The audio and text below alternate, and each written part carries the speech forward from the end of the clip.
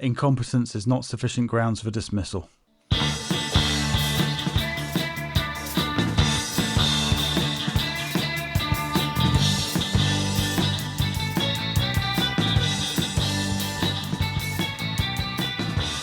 So welcome to episode 106 of the No.1 Crude Mistakes podcast with Haavard from Behind the Mistakes, Katie from Crude But Efficient, and Phil from Phil Makes Things. Hello! Hello. Good evening. Hello. Good evening indeed. I'm always struggling with your handle, Phil, because for some reason I was thinking, is it make things or make stuff? Because there is another channel out there with... I know. Is there? Yeah. Really? Another Phil? Another Phil. Phil makes stuff instead. Oh. Fascinating. I never knew that. I never knew that until now. Yeah, but don't worry about that guy. Don't check it out. It's not worth it. But the question is then, Pretender. do our listeners know that? Well, they Because do now. I've seen, mostly today, suggestions on names. And it is a variation of order, of course, of our nicknames. But some of them indicates that, maybe someone is thinking about a different Phil. Well. If I had a notebook here, I'd scribble this down, but I haven't. I'll just have If to I remember only it. had a notebook. If only I had a notebook. If I only know, this was recorded. I know. I've got a drawer full of them, but that would make far too much noise. I'll just have to remember it, which means I will undoubtedly forget it. Yes. Speaking about forgetting stuff, how has your week been? Phil, let's start with you. My week. Yes, it's been, yes. It's been a week. It's been a week. And I actually made something for a Ooh. change. I know. It's not very exciting, but I'm sure you've all had those little projects knocking around where there's literally just one of those things which has been bothering you for absolutely ages. And one day you just go, I'm just going to do it. I'm just going to get it done today. And I don't really care how it turns out. But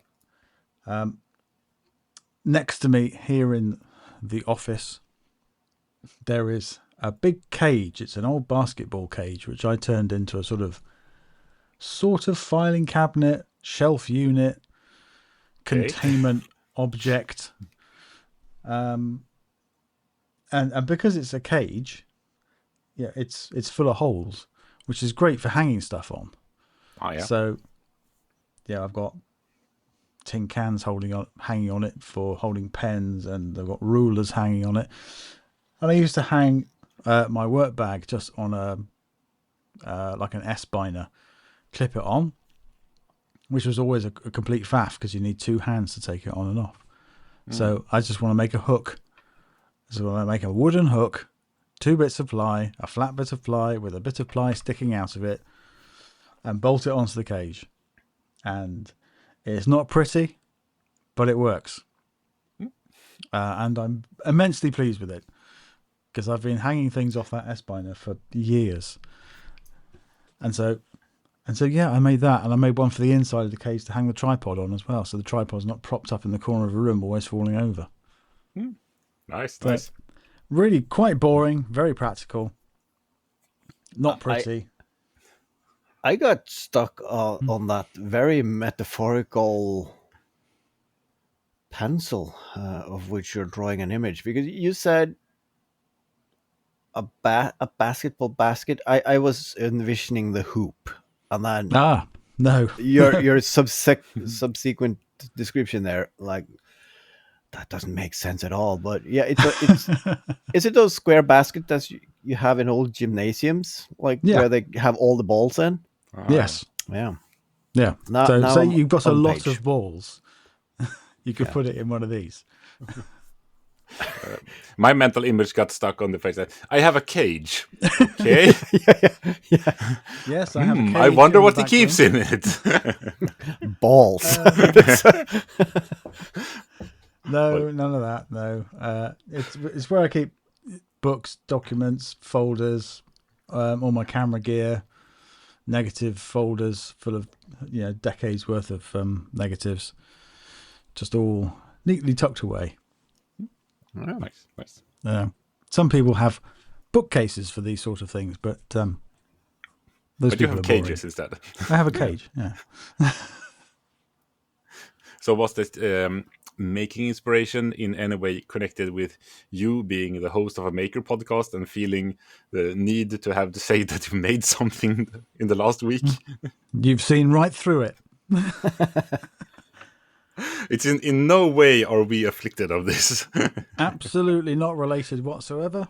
Never happened. Never. No. How do I get shit done? I should start a podcast. Yeah. That's the solution to all my Having problems. someone to nag you for not having done anything. I've got to pretend to have done something this week. Yeah. And now you didn't even need to pretend. No. That's It's well, like I week did make before a mental made note that you shelf. didn't show us anything, so it's just hearsay at this point.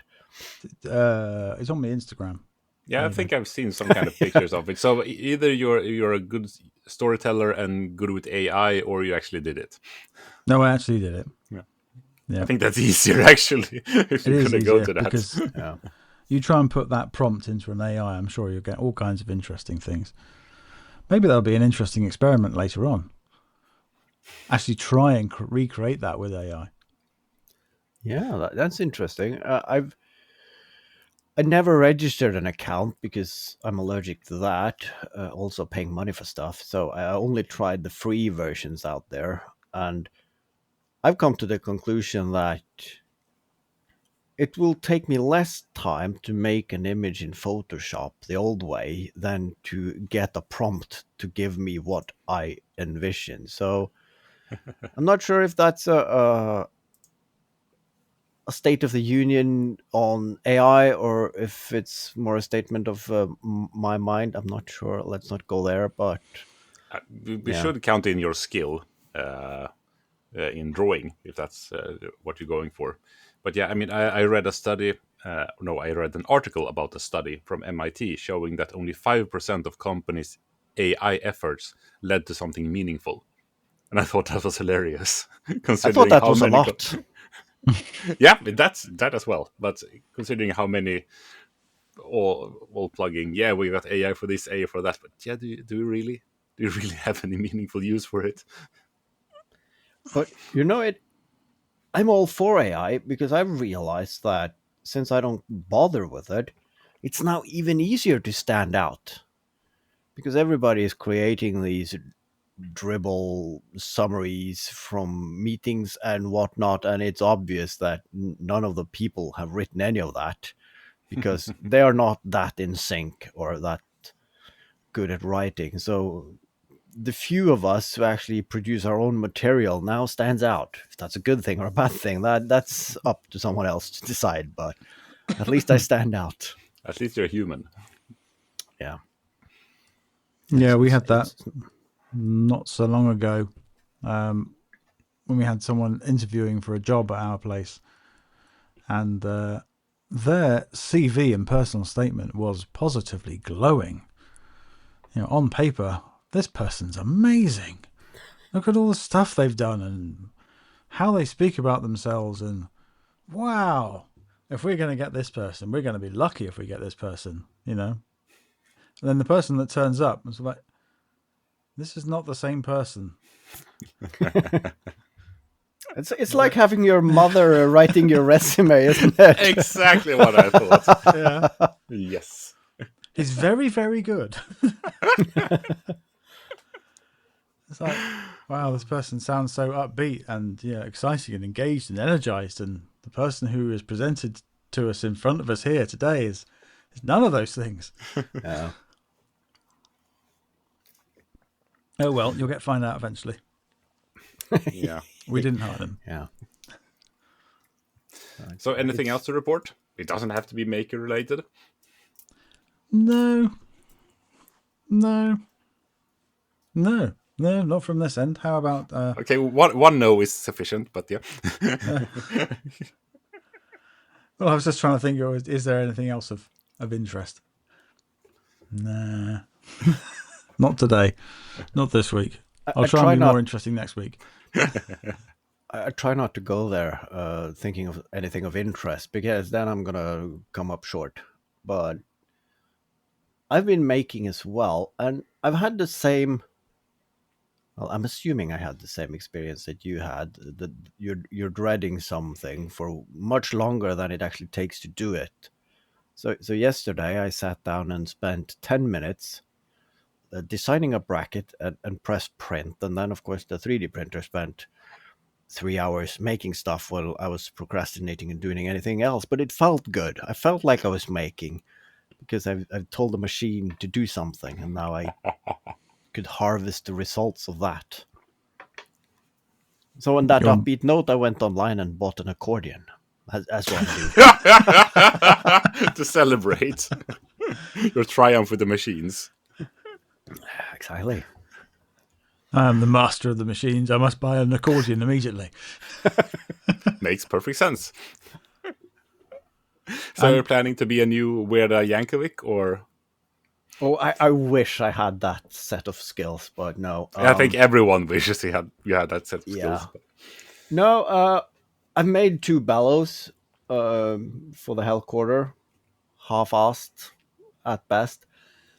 And of course, it's 2 bellows that will pump out of sync, but to even out the fluctuation in the airflow, then you need an accumulator bellows, and that need to be kind of rigid and not too floppy. And I watch a lot of YouTube videos, and it's relatively straightforward to make, but it is time consuming and boring, and you have to be like nitpicky on the details. So then I started Googling, could I just buy some bellows? Yes, you can. People actually make them for a living, but for a living means they cost an arm and a leg. I don't want to spend that. But then I found toy stores sell these toy accordions, and then I went into the workshop and measured the available space in the Hellcore, and yeah, a $20 kids accordion fit exactly. I don't need all the plastic bit, but the paper bellows is actually, well, it looks decently made. So I just need to rip that out and 3D print a cover at each end of that. So yeah, I'm gonna get to take apart kids' toys again. It's been quite a few years since the last time, but I seem to remember that I enjoyed it. Oh, so you're just harvesting it for parts. Yeah. Ah. Yeah, you better hide it from the kids as well, because otherwise you won't have a functioning bellows if they try it out. I think it will work great for you as long as you treat it nicely. Yeah, that's the thing, though. I could have given it to them for a couple of days to play with, but of course the bellows being the weak point, that is the thing they would surely destroy to the point that I couldn't use it. So yeah, I'm gonna smuggle it into the house and take it apart before they even know it's been there. Just take the bellows out and glue the rigid parts together and give it to them. Yeah, it's an accordion. Try it. And they can't move it and can't make any sound. It's perfect kid's toy. Yeah, I'm gonna have to keep the parts, of course, because if you do that, you just need to drill a hole. And I do have a shop vac that you can also switch around so it blows. So I have an air compressor as well. So I mean, you can always get it to make sound without the bellows. Can you put a tube in it so it's like a flute instrument instead? That could look interesting. I mean, you can buy those. I don't know what they're called. The small fluty or piano. Yeah, you can make a free blow-cordion. What would it be called? I'm not sure. I'm pretty sure it's not blow-cordion. But this one is called that. And that's a great video. See, I've written it on the side now. It's a blow-cordion.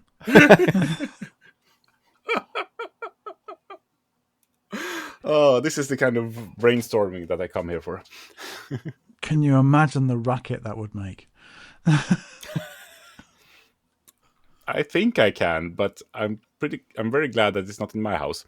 Exactly. Do you want to be party to that? From a distance, yes.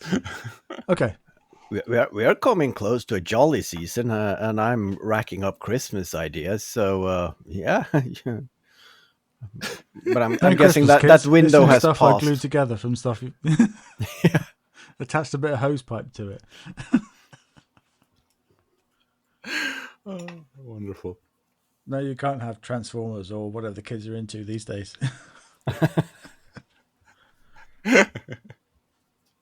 Too expensive. You get Yeah, that is leftovers instead. They've taken all the good bits out. Here you go. exactly. You can have what's left. But yeah, if my kids became interested in Transformers, I would be pleased. I got a box of those. Everything from 5 volts to mainly 12, some 24 volts. But yeah, I have a vast array. And plugging them into the wall as well, that could be really interesting. Yeah. Yeah, what's this? This turns into a low current into a really high current. Yeah. That's the fun end. Exactly. Like, wait a minute, it'll go bang in a minute. So, anything else, or? No, not that I can think of. I think that sums it up relatively good. Yeah. How about you? Yeah, well, I had great plans for this weekend because it was the first unplanned weekend we've had in months. It feels like.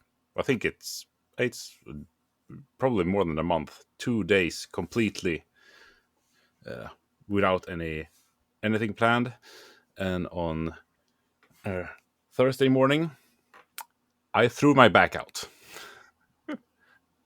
So I've been limping around ever since then, and a lot of the things I wanted to get done involved me lifting heavy stuff. So that was out of the question. So it felt very wasted the entire weekend.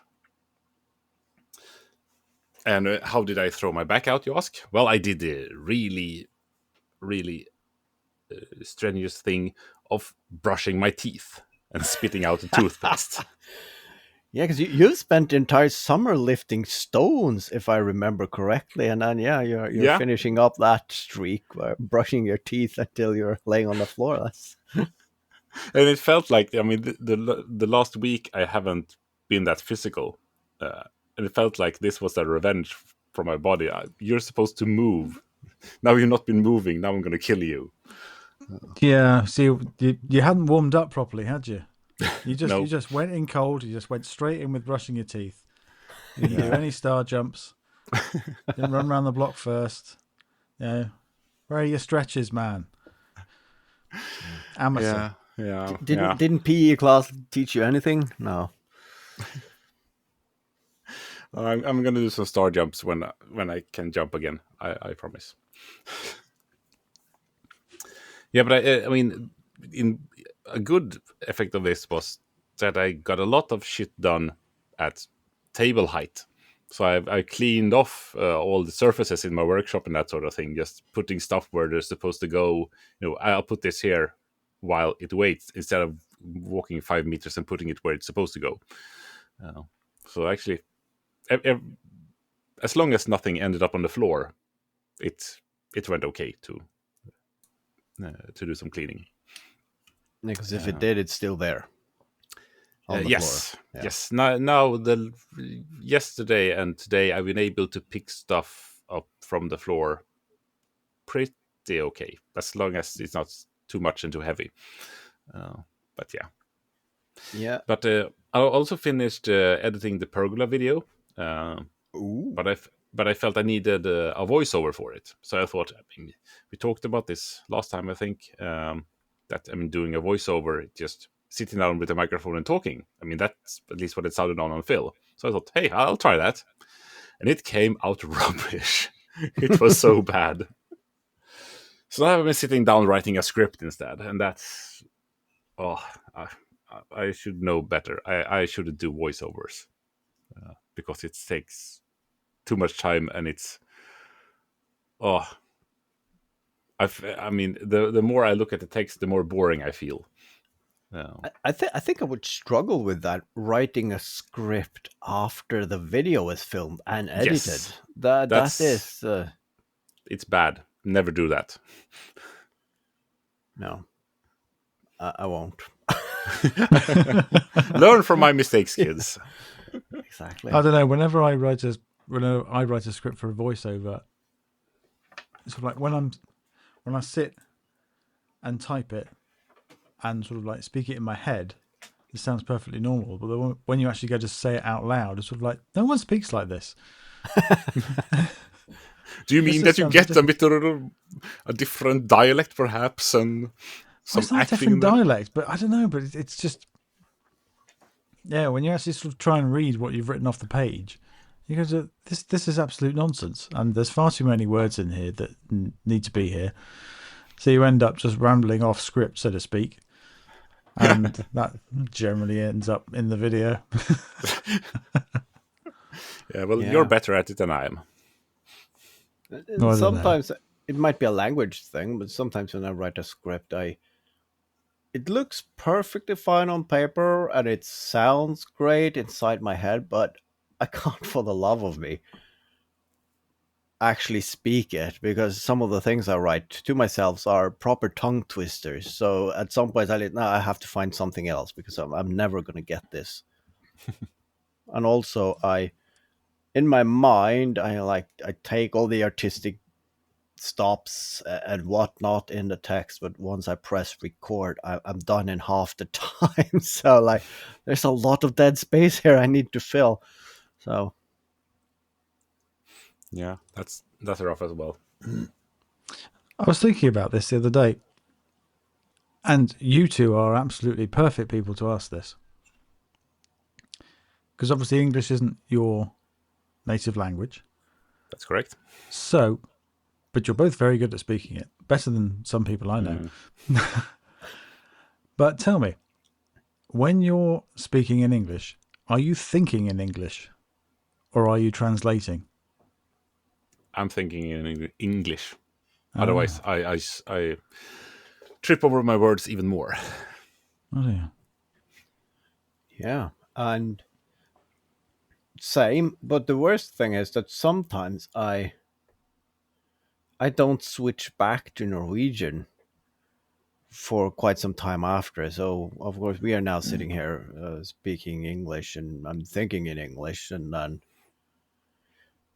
I go upstairs and just start to ramble for myself, and that might just as well be in English until like, yeah, nobody's listening to you. You can switch to Norwegian now, and then, well.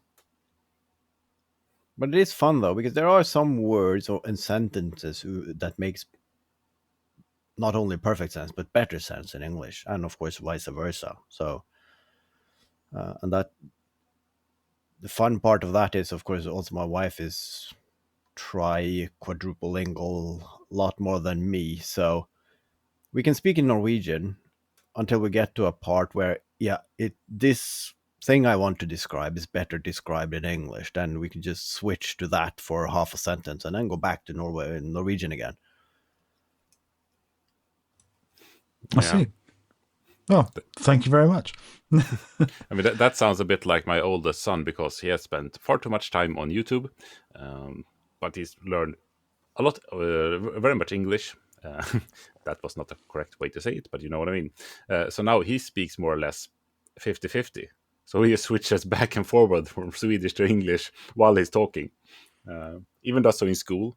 I mean, talking to his teacher, who I sometimes has to remind him that no, we're supposed to speak Swedish here. And that some of his classmates can't speak English as good as he can, so they don't understand what he's saying. Yeah. That's kind of funny, because I grew up in Wales, and not in the predominantly Welsh speaking part of Wales, but you did hear some Welsh speakers. But there are a lot of words in Welsh which have not been translated for Welsh, so you can listen to two people speaking in Welsh, and then all of a sudden there'll just be these random English words just thrown in because they haven't come up with a word yet, so they just use the English word. Wow. It's quite odd. Yeah, I think, and correct me here, KJ, but the Swedes, I feel they have a lot of English words, Yes. whilst the Icelandic people, they are very quick to adopt. I mean, if there's a new phenomenon, they have like a board of language that just, all right, we need to find a new thing, local language for this exact thing, and then they do that. So they have almost no English, and we are in between. We have the same language board who comes up with new Norwegian names, but if they're not catchy enough, we don't bother with it. So Yeah. But we're really bad. I mean, we are really anxious, and both the UK and USA have long been countries we've idolized. Not so much in the last 10 years, perhaps. But we are. So, oh, yeah, that's a new thing. Let's just take that word instead. Yeah, never meet your idols. Kind of like very that. much true today. But the Norwegians are like, there's a new thing. Summon the elders. We need a word. Yes, that's much more like that. Yeah, and the world stops until we have a word to describe that thing that we want to get into. So yeah. They like the beacons and pronounce that this is the new word. Yeah, and there's a caller at the town square every Friday at noon. There's a script that is read. These are the new words. Hear ye, hear ye. You know, I secretly I wish that was true. That would make that would be an epic start of the weekend. I know, it sounds brilliant. Yeah. Or slightly Orwellian. Yeah. Maybe you should take that up just by yourself. Go to the town square and proclaim some stuff. See what happens. Get a big pointy hat and just go and start yelling at people. And get a small box to stand on. I mean, isn't speakeasies already a thing? Isn't that just getting a banana crate and stand on a corner and ramble on your conspiracy theories? I think I speak easy is something else, but yeah, I see what you mean. I'm with you there. Yeah. That depends on what you want from life. But does that mean that you speak Welsh, Phil? No. No. Damn. No. I'm old enough to have avoided the Welsh lessons. I left school the year that Welsh lessons became mandatory. So, Body Da. No, what else do I know? That's about it. But that's more than we know, so. Yeah, by a lot. But yeah, I'm still in need of a Welsh-speaking Welshman, basically, for that children's audiobook project. I'm trying to rack up people who speak languages and also have a microphone to record decent audio. So, yeah, I still need to put a name down for Welsh. Or Walish, or it's Welsh. It's Welsh, not Walish. Walish is sort of like, woo. And that would be a good version as well, I feel. It would, wouldn't it? No. Yeah. No, I don't. It's up there with gibberish. Yeah, those two are related. Same branch of the language tree. Yeah. No. I'm sure I've told this story before somewhere else, but when I lived there, the Welsh Assembly, as it were, decided to re-Welshify all the anglicised names. So I went from living in a place called Trellick Grange to a place called Llanfihangel Torrymennydd. Isn't that from The Hobbit? I was going to say that sounded very Tolkien-ish. Yeah. Yeah. And Trellick Grange, that's quite easy to write on an envelope, or what's your address? Well, It sounded rather long. I'm guessing. I mean, they're already known for being disgruntled, but there are some postal workers, I'm guessing, who just went, "Oh fuck me." Really? You've gone from living in a place with 5 letters in it to having 12. That's rough enough. Yeah. And then he left and started in PostNord. That's. Yeah, that's. I mean, it was kind of funny. There was a sorting machine at PostNord that broke down. I think the other week. So 70,000 parcels were delayed because they couldn't be sorted because they were all funneled through this big machine. I don't know what it looked like, but I'm just imagining something from like the Santa Claus workshop thing that you just pour in boxes in one end and then they magically come out on the other end, knowing where they're going. Yeah. The magical eye can't read it anymore. I am. It's quite a few years ago now. I don't know what got me onto that path, but I wrote a love letter to the Norwegian Postal Service. And I need to see if I can find that. But I remember at the small village that I lived in, we had a postal office, and it had like these almost like a waiting room, and you had the four openings in the wall where you had not cashier but postiers. I don't know what they're called. Sitting and then handing out letters, stamps, whatnot. But I remember it had blacksmithing work for the bars, and it had a lot of like brass plaques and what I mean, it's properly decent made counters. And behind there they had like proper solid wood sorting cabinets and shelves and whatnot for sorting the letters for which part in the village they were going to. And I loved the aesthetics of that. And of course then they started with something in Norway that we call post in shop. That means that the handling of all the packages is done by the local co-op or whatnot. And then, of course, the few people who worked at the sorting facility, they still worked there sorting the mail because that obviously still needed doing. But they closed down the shop of it and was just standing there like a ghost because they were still using the place except for the counters and the waiting area that had like proper, like almost like what is it? What, Chesterfield, Westerfield, the leather, dark brown furniture, whatnot. And yeah, that just at some point they redid the entire building, and I'm guessing they just tossed all that on the skip. And I beat myself up to this day that I did not just knock on the door and I can take those off your hand. Because if I did, I would probably have now behind me here a full like post wall counter thingy. Not Coming sure to if you live from the post office. exactly.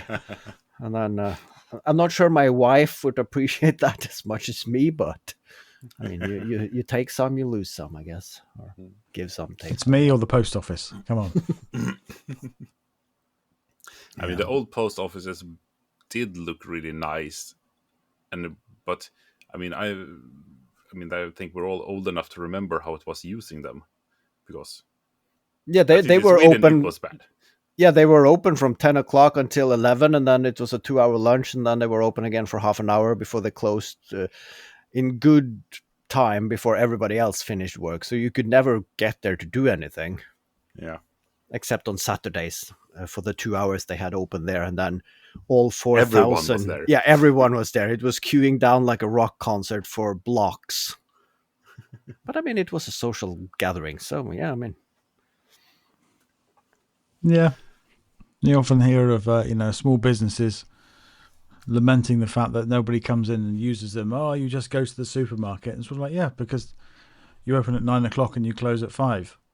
And yeah, I would love to come and buy fruit, veg, sausages, candles from your shop on the high street. But guess what? I'm at work from 9 o'clock until about 5 o'clock. yeah. It amazes me. I think we talked about this earlier, but the delivery people like DHL, UPS, and they sound just as shocked every time they're calling. Yeah, we have a package for you. Are you home? No, I'm at work. Same as you. Oh, but I have a package for you. Yes. Are you outside a yellow house? Yeah. You just leave it there then. Okay. And you try that round here, it'll just get nicked. Yeah. I guess that's a good thing about living in the boonies. I mean, even the thieves is like, I can't be bothered. I mean, you only have like 3 neighbors that it could be, so No, I think you can figure out. no, I do not, because I learned something today. And welcome back. And you might not know this, Phil, but we are known as the Death Podcast, and we've been on a good streak now. No major deaths, but it turns out our neighbor passed away before summer. And we didn't notice until we were told today. So, Real tight-knit community there then. yeah. To be fair, I've seen his wife outside in the garden all summer, and she was also doing some stuff that he usually did, but I did not think anything of it because they were getting older and they're starting to use these walking aids and whatnot. So I just thought they switched to the one to hurt the least that day. But no, it turns out that he passed away in June. Now it's September. So yeah. Wow. And it's a good thing that I learned it from the other neighbor, because I have been thinking that I should trim the hedge between me and them. And I thought I'd go over and knock to their door. But of course, then she would probably, yeah, who are you? Because she has Alzheimer's. And then, yeah, is your husband in? No, he's dead. So, okay. that would have been awkward. That's always what I'm afraid of when talking to someone I haven't talked to in a while, referencing any they're person dead. in their life. That's no, that person died half a year ago.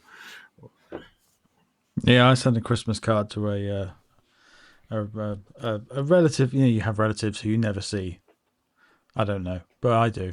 Yeah, relatives you never definitely. see, and you send them a Christmas card once a year. And yeah, I sent them a Christmas card to blah and blah, and then Christmas card comes back. Oh yes, they died. Yeah. It's like, That feels bad. if I feel bad, but how could I possibly have known that? But yeah, Yeah. I'm sorry. Still, you feel kind of bad, but yeah. Yeah, sorry I addressed a Christmas card to your dead husband. But I mean, It it depends on what you're writing, though. I mean, I was very generic. if you finish with like good health all around and say goodbye, say hello to the grandkids or whatnot, then yeah, it's like no. So you always sign off with that. Well, we must meet up soon. And I've Hope been not, saying this yeah. in Christmas cards for the last 20 years, but we must meet up soon. It's never going to happen, and it's really not going to happen now. Hope you're having a hell of a time. Yeah. And thank you all. Oh no, that is bad. Yeah. I wonder what Glenn is doing right now. Is he just sitting having FOMO in his workshop? I imagine Glenn is sat in a deck chair right now, sipping on a Negroni, thinking, "My God, Why didn't I do that, this or sooner?" yeah, exactly. Well, he's looking I at could have done this eBay years for ago." other. Yeah. I could Yeah. just have not bothered starting at all.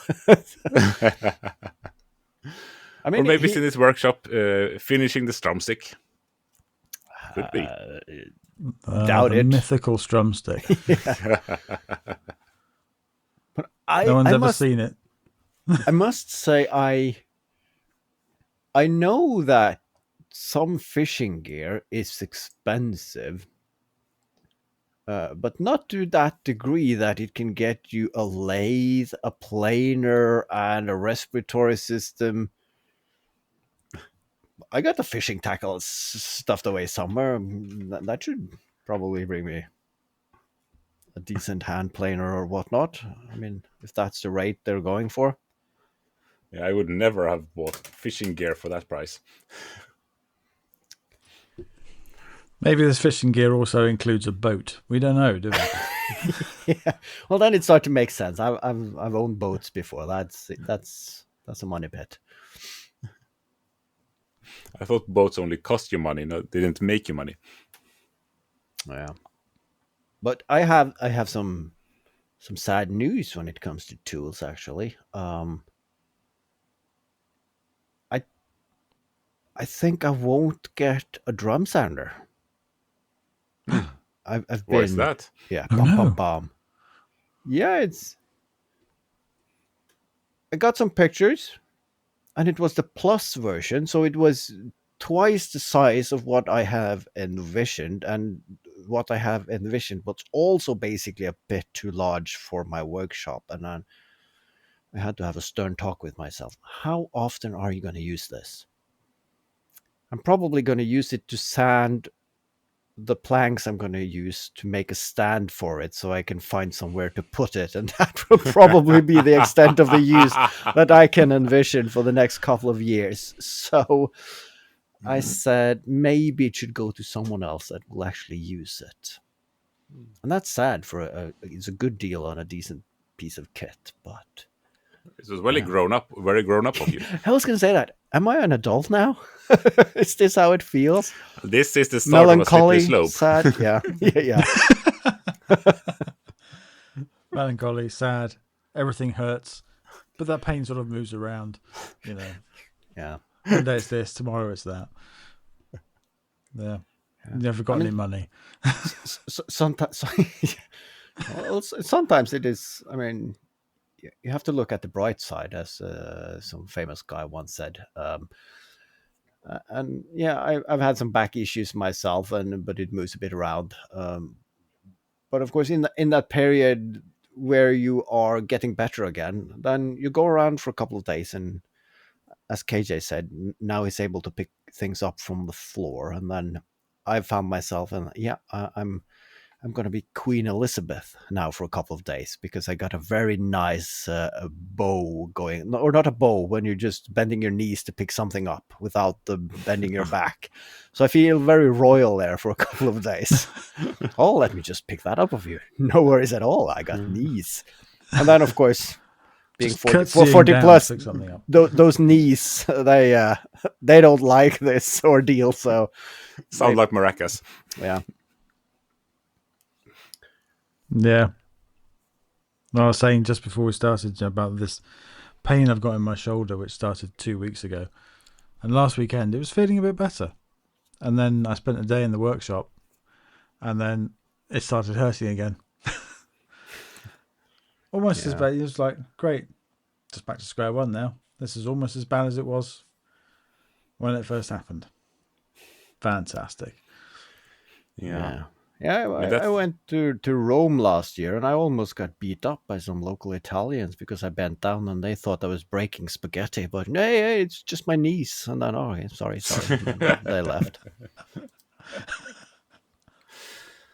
Yeah, I mean that's the bad part of getting older, that your injuries and pain, it stays for so long. I mean, oh no, we're not gonna go into too much old man territory here. So this became the pensioners podcast. Yeah, that's well, at least it's a name. You're only as old as you feel. Ancient, you mean? Yeah. Oh, So my body is a temple, a ruined temple. yeah. Several 100 years of rubble. Makes sense. Exactly. Years of neglect. Yeah. Water dripping through the roof, damp in the cellar. It's a mess.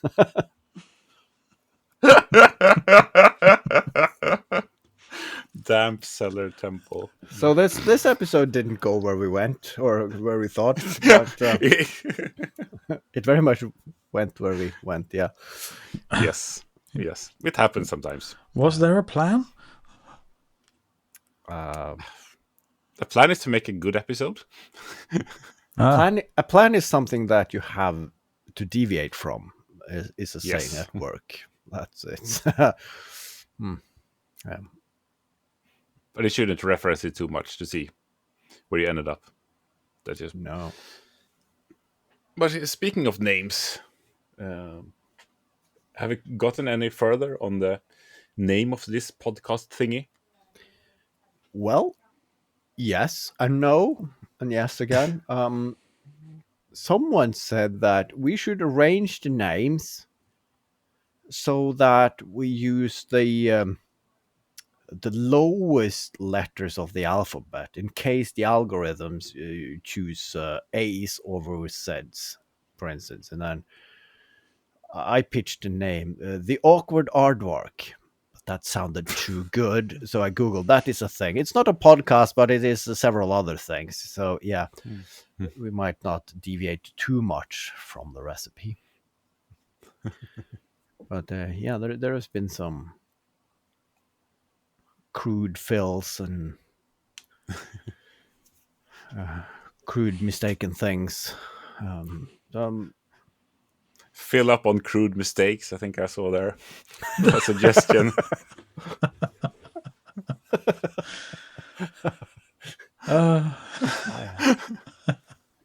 Might be a bit weird. I honestly have no suggestions currently. I have not had my thinking hat on for this one just yet. And, as we discussed, this is all just a trial period. You could boot me out at any time. Well, not if we have the name in place. Then I mean, do you know how long it takes to make that logo? I'm not. That's locked in. That's a blood commitment. Yeah. That's why Phil is dragging his feet, because when you name a pet, then it stays forever. It's that kind of thing. Same with a podcast. If you name it, then you're stuck. Unless you're Glenn. It's now just called The Podcast. I will Google that, but I'm guessing that someone had that idea. I think it might have been taken already. Yeah. Probably a lot of them. The podcast 69 and all of that as well. Yeah. The podcast. The podcast of podcast. Yeah, the PP of... no, yeah. Moving on. And then we have something else to consider as well, because we have the WhatsApp group, the Crudely Mistaken Ones. Yeah. Should we keep that name, or should we rebrand that as well?